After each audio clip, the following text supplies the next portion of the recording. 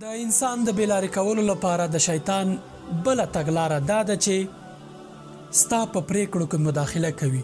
کله چې انسان د یوې مسئلې په اړه فکر کوي چې کومه پریکړه وکړم یا کومه غوره کړم، شیطان اتومات دي چې خپل هغه مکارتوب کوي او خپل هغه دښمني پالي او راځي تا د هغه ناوړه کار چې پایله یې منفي وي هغه درته وړاندیز کوي، وسوسه در اچوي چې دا انتخاب کا، هغه انتخاب مکوه، چندان نه ده.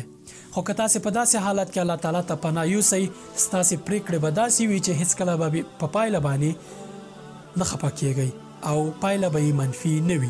په دې اړه قرآن کریم فرمایي واعوذ بک ربي ان یحضرون، ای ربه زه تا ته پناه وړم له هر هغه کاره چې شیطان پکې مداخله کوي. د دې تګلارې چې حضور ری بولی، شیطان د انسان بیلارې کولو، تباه کولو او ناکامه کولو لپاره ښه ګټه اخلي.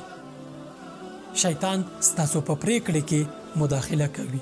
کله چې د پریکړو پر وخت الله تعالی باندې توکل وکړئ او له الله تعالی مرسته وغواړئ، شیطان څوک دی چې تاسې به ناکامه کړي او یا به ستاسې پایلې ناوړه